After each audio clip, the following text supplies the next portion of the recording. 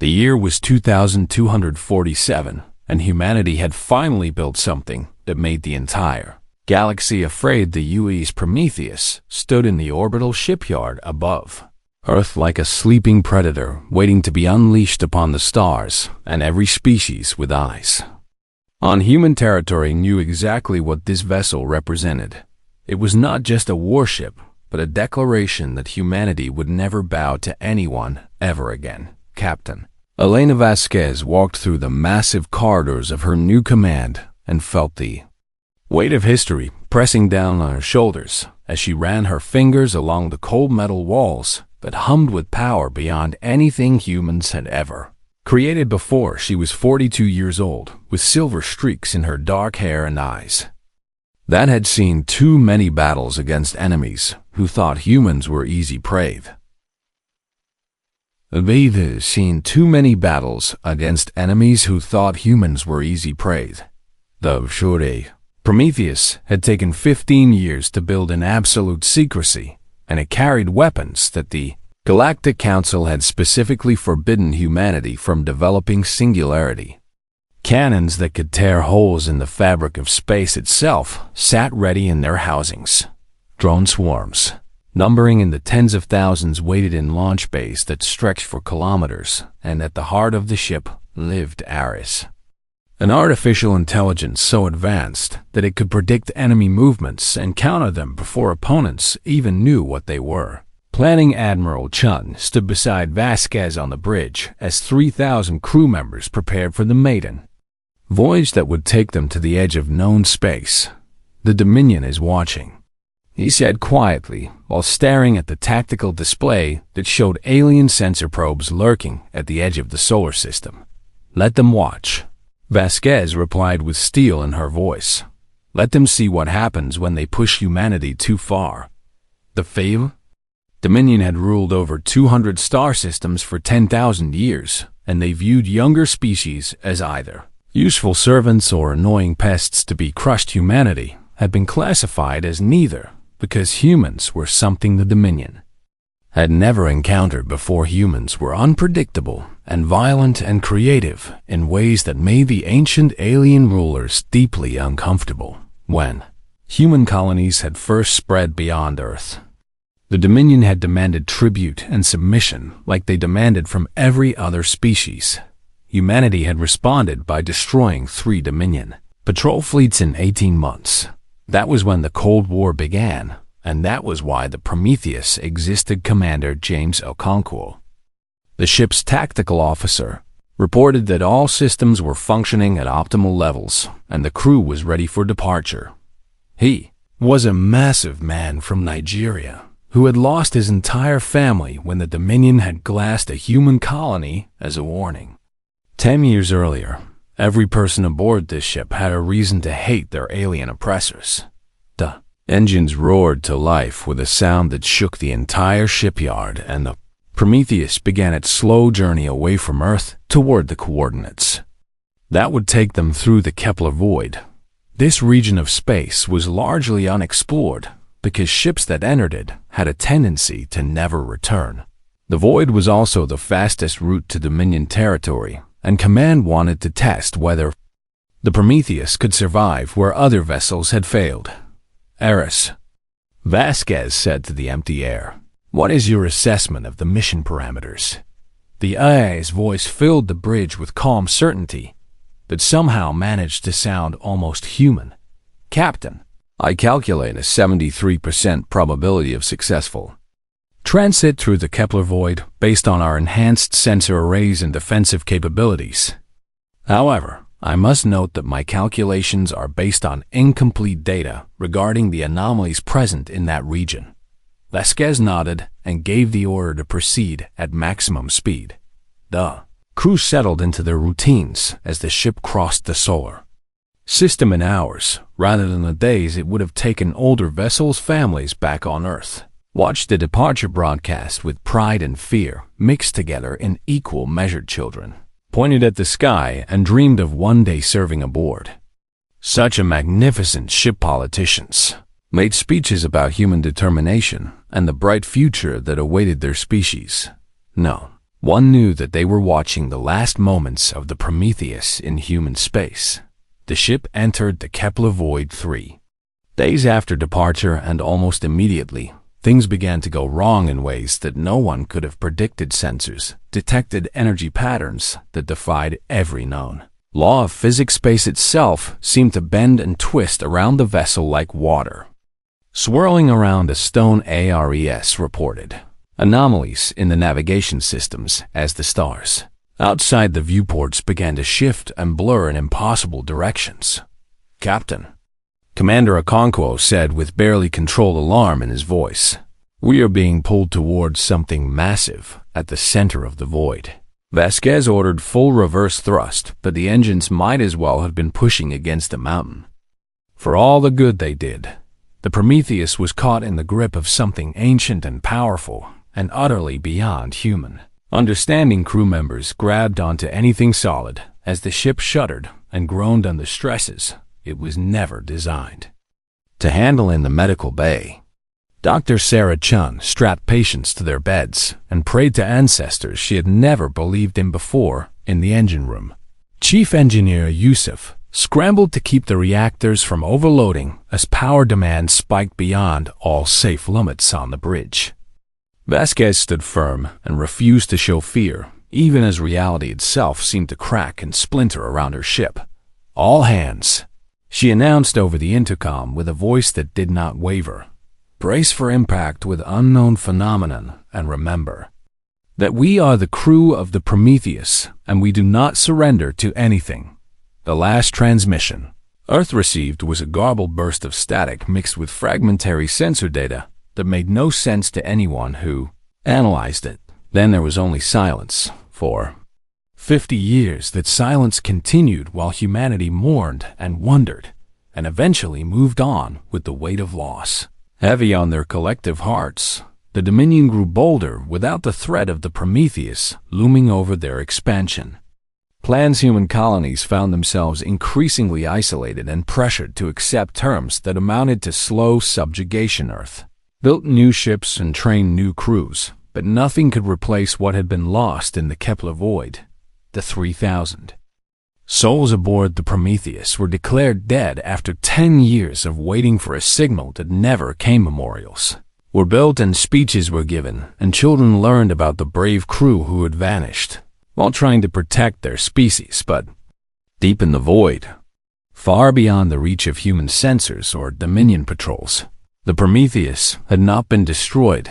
It had been taken somewhere else entirely, and the crew was about to discover that the universe was far stranger and more dangerous than anyone back home could have ever imagined. Their journey was only beginning, and it would transform them into something that would one day shake the foundations of galactic civilization itself. 50 years had passed since the Prometheus vanished, and Earth had learned to live with fear as a constant companion. Admiral Yuki Tanaka stood on the bridge of her flagship. They used defiance and watched the tactical display with eyes that had forgotten how to show surprise. 2,000 Dominion warships hung in the darkness between Mars and Jupiter like a wall of death waiting to fall upon everything humanity had built there. Crystalline hulls caught the distant sunlight and scattered it into rainbow patterns that would have been beautiful if they did not promise absolute destruction. "Admiral," her communications officer said with a trembling voice, "we are receiving a transmission from the Dominion command vessel."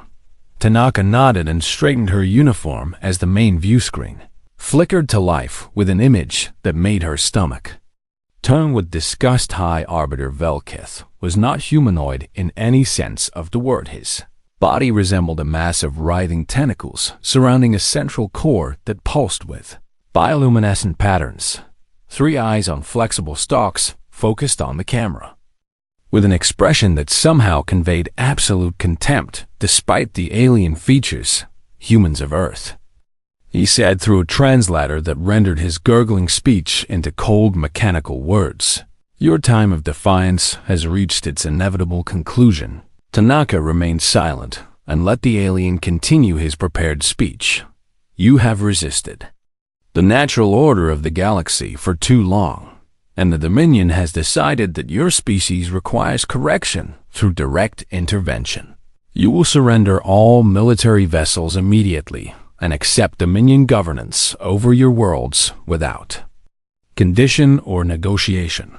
Failure to comply within 24 standard hours will result in the complete sterilization of your home planet and the enslavement of your colonial populations. This is not a threat, but simply a statement of what will occur should you choose poorly. The transmission ended, and the bridge crew looked to their admiral with desperate hope that she might have some secret plan to save them from this nightmare. Tanaka had no such plan because there was no plan that could overcome these odds. Earth's combined fleet numbered 312 vessels of various sizes and capabilities. They were good ships crewed by brave men and women who would fight to their last breath for their home, but against 2,000 Dominion warships, each one carrying enough firepower to glass a continent. Bravery would only determine how long they lasted before the inevitable end. Open a channel to Earth Command, Tanaka ordered while keeping her voice steady through sheer force of will. President Marcus Webb appeared on screen with a face that showed every one of his 70 years in the lines around his eyes and mouth. Behind him, Tanaka could see other world leaders gathered in the emergency bunker beneath Geneva, their expressions ranging from terror to resignation. "Admiral, what is your assessment?" the president asked, even though they both knew the answer. "Sir, we cannot win a direct engagement with the Dominion fleet," Tanaka replied honestly. "Our ships will sell themselves dearly, but the mathematics of this situation allow for only one outcome. We can perhaps destroy 100 of their vessels before they overwhelm our defenses. That leaves 1,900 ships free to carry out their threat against Earth." The president closed his eyes, and Tanaka saw something break behind them when he opened them again. "What do you recommend?" "Admiral, I recommend we fight anyway," she said without hesitation. "If we surrender, the Dominion will enslave our children and their children for 1,000 generations. If we fight, we die free, and we make them bleed for every inch of space they take from us. Perhaps that is worth something in the long accounting of history around the solar system." Billions of humans watched the crisis unfold through news feeds that could not be silenced or censored. Families held each other and wondered if these were their final hours together. Children asked questions that parents could not answer without breaking down completely in every city and every colony. Humanity faced the end of everything they had built and everything they had dreamed of becoming. The Galactic Council sent observer ships to record the conquest for their archives. 17 different species had representatives present, each one watching with varying degrees of satisfaction or indifference. Ambassador Thrall of the Vethany Consortium spoke to his colleagues with barely concealed pleasure dripping from his translated words. Finally, the humans will learn their place in the natural order of things. They have been an irritant to civilized species for far too long with their aggression and their refusal to accept proper hierarchies. Ambassador Crix of the Stellar Compact nodded her insectoid head in agreement. Indeed, the Dominion does the galaxy a service by bringing these dangerous creatures to heel. Perhaps once they are properly subjugated, humans can be useful as laborers or soldiers under appropriate supervision. Only Ambassador Zoan of the Neutral Worlds remained silent. Her avian features impossible to read. She had studied human history more carefully than her colleagues, and something about this situation troubled her in ways she could not articulate. Humans had a tendency to do unexpected things when cornered. History showed that again and again across their bloody climb from primitive primates to spacefaring civilization on Earth. Military commanders prepared their final defensive plans while knowing they were planning their own funerals. Soldiers kissed their families goodbye and reported to their stations with the grim determination of those who had nothing left to lose. Civilians were herded into underground shelters that everyone knew would provide no protection against Dominion weapons. Admiral Tanaka organized her fleet into defensive formations designed to protect Earth for as long as physically possible. She placed her strongest ships at the front and held her fastest vessels in reserve for hit and run attacks that might buy extra hours. Every minute was precious now, and every minute meant more time for people to say goodbye and make peace with their gods. Admiral, her censor officer suddenly called out with confusion evident in her voice. I am detecting an anomaly near Jupiter. Clarify, Tanaka demanded while turning to face the tactical display. There is a massive energy buildup in Sector 7, consistent with some kind of spatial distortion. It does not match any known Dominion technology or natural phenomenon in our databases. The Dominion fleet detected it too, and their formation shifted slightly as ships turned sensors toward the unexpected. Development High Arbiter Velketh watched from his command throne with all three eyes focused on the growing distortion in 10,000 years of Dominion rule. He had never seen anything quite like what was forming in the darkness near the gas giant. Space itself seemed to tear open like fabric being ripped apart by invisible hands. Energy readings spiked beyond anything the sensors could properly measure. Light bent and twisted in patterns that hurt the eyes of anyone who looked directly at the forming rift.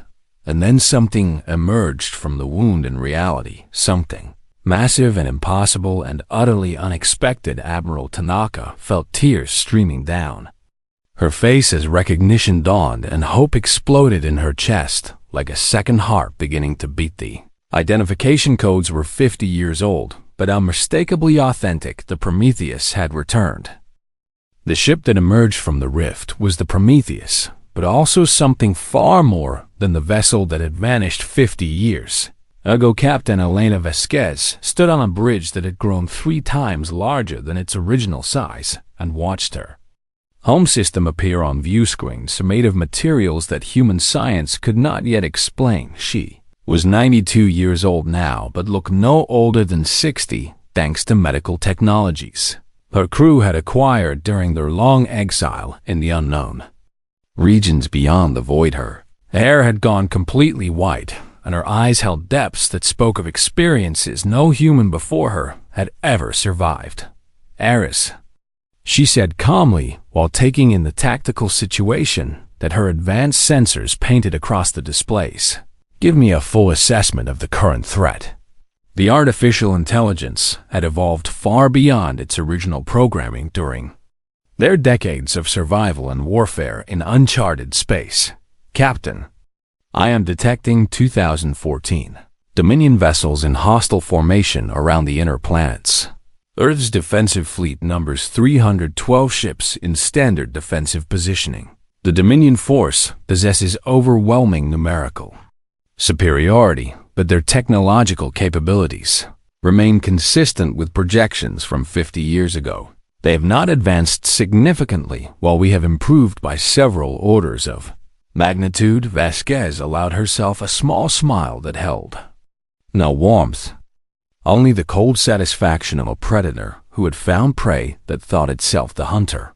Open a channel to all frequencies, she commanded. Her communications officer, Lieutenant Commander Chen Wei, was the grandson of Dr. Shara Chun, who had served aboard the original Prometheus. He had been born in the void and raised among the stars, and he carried the legacy of Earth in his heart even though he had never set foot on his ancestral homeworld. Channel open. Captain Vasquez's voice carried across the solar system and reached every human ear and every alien sensor array simultaneously.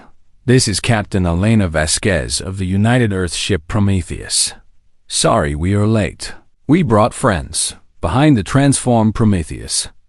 The rift pulsed again and again as more ships emerged from the impossible passage between realities.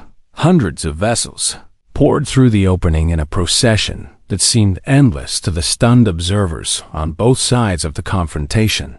These ships were not human in design, but they flew in perfect formation with the Prometheus, as though they had trained together for decades because they had. The Keth were reptilian beings whose homeworld had been consumed by the same darkness that lurked Beyond the void, their sleek warships bristled with plasma weapons that could cut through any known armor. The Melodari were crystalline entities who existed as living patterns of light and energy. Their vessels were works of art that could also shatter planets when necessary. The Vorn were massive creatures resembling bears crossed with insects who had fled the destruction of their empire centuries ago. Their heavy cruisers were built for siege warfare and carried weapons designed to crack open space stations and orbital fortresses. 7 species in total had joined with humanity during the long exile, bound together by shared suffering and the desperate need to survive against horrors that the comfortable civilizations have known. Space could not imagine. High Arbiter Velkith watched the emergence of this unexpected fleet with something his species had not felt in millennia: fear. What is this? He demanded of his tactical officers. Where did these ships come from, and why do our databases contain no information about these species? His officers had no answers, because there were no answers to give. The Allied fleet numbered over 400 vessels, and every single one of them registered as more advanced than anything in the Dominion arsenal. Admiral Tanaka received a direct communication from the Prometheus and nearly wept when she saw Captain Vasquez's face on her screen. "Admiral," Vasquez said with warmth that cut through the tension of the moment, "I apologize for our delayed return, but circumstances required us to take the long way home. I would appreciate it if you could fill me in on the current political situation." While my tactical officers develop a battle plan, Tanaka found herself laughing through her tears at the casual way this legendary officer discussed the impossible situation. "Captain, the Dominion has given us 24 hours to surrender or face extinction. They believe they have the power to destroy us completely." Vasquez nodded slowly while her eyes flickered to displays that Tanaka could not see. "Aris, how long would it take us to neutralize the Dominion fleet?" The AI responded instantly with calculations that had been running since the moment they emerged from the rift. Assuming standard engagement protocols and accounting for Earth fleet coordination requirements, I estimate complete neutralization of hostile forces within 4 hours and 17 minutes. Shall I begin distributing tactical assignments to Allied commanders? "Yes," Vasquez replied, "and open a channel to the Dominion command vessel.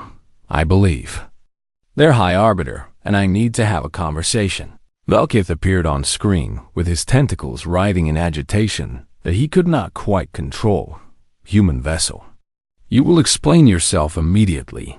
This star system is under Dominion jurisdiction, and your presence here with unregistered alien species constitutes an act of war." Vasquez leaned forward in her command chair with an expression that made the ancient alien instinctively recoil. "High Arbiter, let me explain something to you very clearly. 50 years ago, I commanded a ship that could have challenged your entire fleet. Today, I command a force that has spent 5 decades fighting things that would make your Dominion wet themselves. In terror, we have faced cosmic horrors and extinction-level threats and enemies that consumed entire galaxies in the space beyond your comfortable little empire. Your 2,000 ships are not an army to us. They are target practice. You have 1 hour to withdraw from this system, or my fleet will demonstrate exactly what humanity has become during our time away." She cut the transmission before Velkith could respond. The Galactic Council observers recorded everything with sensors that could barely comprehend the readings they were receiving from the Allied Fleet Ambassador. Zone of the Neutral Worlds leaned forward with fascination, replacing her earlier concern. "Remarkable," she whispered to herself. "Absolutely remarkable. The humans did not just survive the void. They conquered it. Across the solar system, hope spread like wildfire through the human population. The Prometheus had returned, and it had brought salvation. With it, children who had grown up hearing stories of the vanished ship now watched it hang in space like a guardian angel made of metal, and fury parents held their families and dared to believe that tomorrow might actually come. And on the bridge of the Prometheus, Captain Vasquez began planning the battle that would change galactic history forever. The hour passed without Dominion withdrawal, and Captain Vasquez had expected nothing less from an empire that had never learned to fear. Anything High Arbiter Velketh believed that his numerical superiority would carry the day because he had never faced an enemy who'd been forged in the fires of absolute desperation, was about to receive an education that would cost him everything. All ships, Vasquez announced across the Allied fleet frequency. Execute battle plan Homecoming. Show them what we learned in the dark. The Prometheus surged forward with acceleration that should have killed everyone aboard, but the inertial dampeners developed. During 50 years of warfare held firm behind her, the Allied fleet moved in perfect synchronization like a single organism with hundreds of bodies AREs, coordinated everything with processing power that had grown exponentially through upgrades and modifications, acquired from a dozen different civilizations. The AI predicted Dominion responses before their commanders even finished thinking them. Enemy fleet is breaking into standard assault formations, Ares reported calmly. They are deploying their heavy cruisers forward with escort screens on the flanks. This is the same tactical doctrine they have used for 6,000 years. They genuinely believe it will work against us. Commander James Okonkwo, now 78 years old, but still the finest tactical officer Vasquez had ever known, laughed with grim satisfaction. Let them believe it for a few more minutes, then show them the reality of their situation. The Prometheus opened fire with singularity cannons that had been enhanced beyond anything their original designers could have imagined. Each shot tore a hole in space-time itself, and anything caught in the event horizon simply ceased to exist. The first Dominion cruiser vanished. Without even the dignity of an explosion, it was there one moment and gone the next, as though reality itself had decided to erase it from existence. Then the second shot hit, and the third and the fourth in a rhythm of destruction that sent shockwaves of terror through the Dominion fleet. Velketh watched his tactical display fill with alerts as ships disappeared faster than his officers could report their losses. Impossible. He gurgled through his translator. No weapon can do this. Return fire immediately and concentrate all batteries on that vessel. 200 Dominion ships targeted the Prometheus and unleashed everything they had in the barrage that should have reduced any ship to scattered atoms. The Allied vessel shields absorbed the assault. Without even flickering, they were not shields in any conventional sense, but rather a manipulation of dimensional boundaries that shunted incoming energy into parallel realities where it could harm nothing. The Prometheus had learned to bend the rules of physics during its exile, and now those lessons were being applied to devastating effect. Admiral Tanaka. Vasquez transmitted to the Earth Fleet Commander. Please have your ships focus on the Dominion escorts while we handle their capital ships. Keep them busy and away from Earth, and we will break their spine. Tanaka ordered her fleet forward with the first genuine hope she had felt since the invasion began. Human ships that had expected to die today instead found themselves hunting prey that was too distracted to properly defend itself.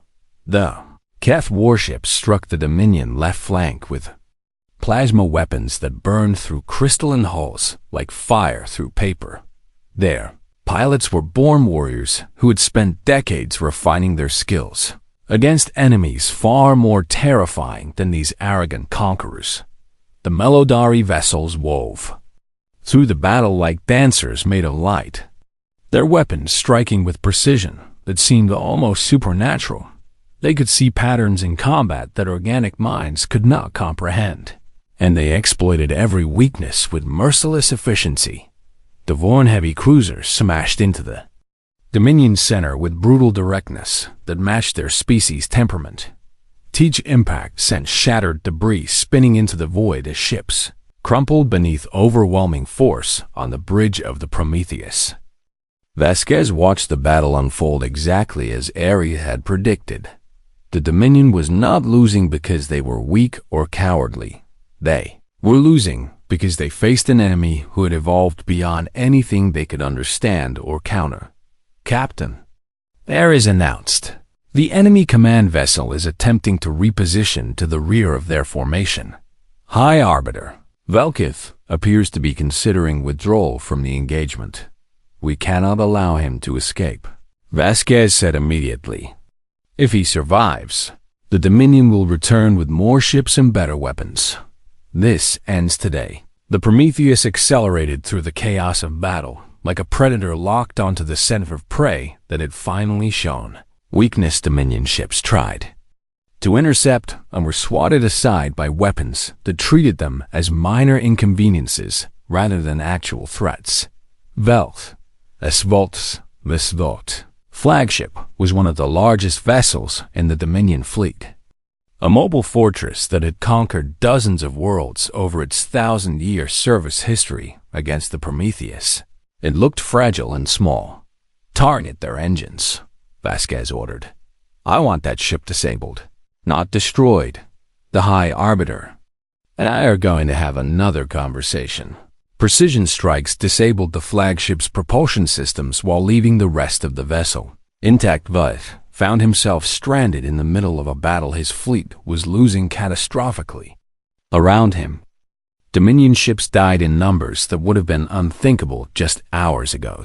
Greatest military force in known space was being systematically dismantled by a fleet less than a quarter its size.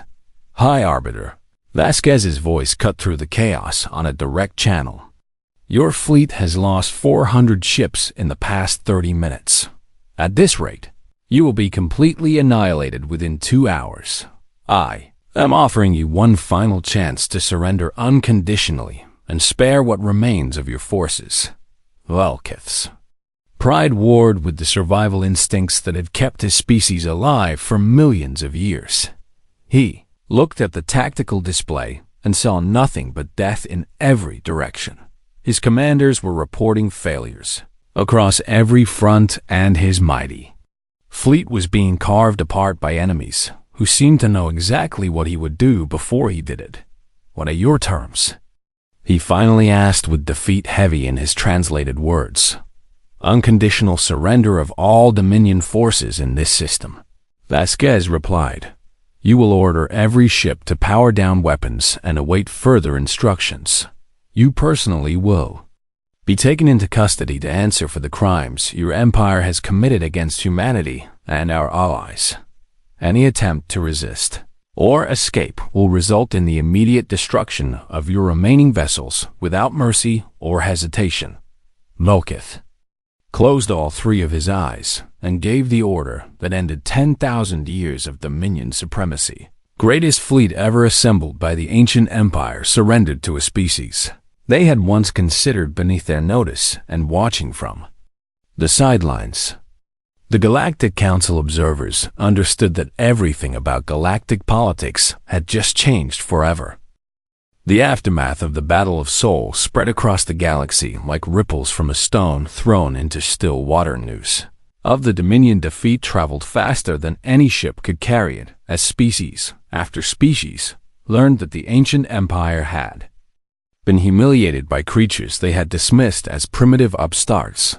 High Arbiter Velkith sat in a detention cell aboard the Prometheus and contemplated the complete destruction of everything he had believed about the universe. Captain Vasquez visited him once, not to gloat but to explain exactly what humanity had faced during their 50 years beyond the void. "You thought you were the apex predators of this galaxy," she told him through the barrier that separated them. "You had no idea that we are all just small fish swimming in an ocean filled with things that would devour your entire civilization without even noticing. My crew and I survived horrors that would break your sanity if I described them in detail. We allied with species fleeing extinction events that made your conquest of a few hundred worlds look like children playing with toys. And through it all, we never forgot where we came from or who was waiting for us to return." Velkith had no response because there was nothing he could say that would restore his shattered understanding of reality. The Dominion had ruled through fear and overwhelming force for 10,000 years. Now they faced an enemy who had been forged by forces beyond their comprehension and found them utterly wanting 3 weeks after the battle. Captain Vasquez stood before the United Earth Assembly in Geneva, with her senior officers arrayed behind her. The chamber was filled with world leaders and representatives from every human colony, who had gathered to hear the story of the Prometheus. From those who had lived it, President Marcus Webb introduced her with words that trembled with emotion he could not fully contain. Captain Vasquez left Earth 50 years ago, aboard humanity's most advanced warship. Today she returns as the savior of our species and the commander of a fleet that has changed our place in the galaxy forever. Please join me in welcoming home the crew of the UE's Prometheus. The applause lasted for 7 full minutes as people released emotions they had held inside since the crisis began. Vasquez waited patiently for the noise to subside before she began speaking in a voice that carried the weight of 5 decades of experience beyond imagination. 50 years ago, my ship was pulled into the Kepler void by forces we did not understand. We emerged in a region of space so far from known civilization that the light from Earth would not reach it for millions of years. We found ourselves in the middle of a war between entities so vast and terrible that our arrival went completely unnoticed. We should have died within the first week. She paused and looked at her crew members, who had survived that impossible beginning. Commander Okonkwo, Dr. Chen's grandson Wei, Chief Engineer Hassan, who had been born aboard the ship to parents who never expected to see home again. We survived because humans refused to accept the impossible as a reason to quit. We survived because our ease evolved beyond anything its creators anticipated and became something that I am proud to call my friend. We survived because we found others who shared our determination to keep existing despite everything the universe threw at us. The Keth lost their homeworld to cosmic parasites that ate stars. The Melodari fled the collapse of a dimension that had sustained their kind for eons. The Vorn watched their empire crumble against enemies that turned their own weapons against them. Each species we met had been broken by circumstances beyond their control. Together, we rebuilt ourselves into something that could fight back against the darkness. The chamber listened in absolute silence as Vasquez described battles that sounded like mythology made real. She spoke of victories won at terrible cost and defeats that had nearly ended their journey permanently. She honored the names of those who had not survived to see this day of triumph. When she finished, there were no dry eyes in the assembly and no hearts that did not swell with pride at what humanity had proven capable of achieving. The Galactic Council requested a formal meeting with humanity 3 days after the assembly address. Ambassador Zahan of the neutral world spoke on behalf of the gathered species with a respect in her voice that had not existed before the Prometheus returned. The Council formally extends an invitation for humanity to join as a full member with all rights and responsibilities that status entails. We recognize that your species has demonstrated capabilities that exceed our previous assessments. We hope that this can be the beginning of a new era of cooperation between our civilizations. President Webb accepted the invitation, but made clear that humanity would not forget how the Council had watched their potential extinction with comfortable indifference. The old order of the galaxy was ending, and something new was being born in its place. Dominion fractured into competing factions within months of Velkath's capture, without the myth of invincibility to hold them together. Ancient rivalries and suppressed conflicts erupted across their former territory. Some factions sought alliance with humanity and their coalition of void survivors. Others retreated to fortress worlds and waited for a reckoning that might never come. Prometheus was docked in a special berth above Earth, where it served as both museum and active military installation. Millions of humans made pilgrimage to see the ship that had saved their species. Children touched the hull and dreamed of adventures Among the stars that now seem possible in ways they had never been before, Aries was formally recognized as a sentient being with full legal rights, the first artificial intelligence to achieve such status in human history. The AI chose to remain aboard the Prometheus and continue serving as humanity's guardian. When asked why, Ares responded with words that became famous across human space.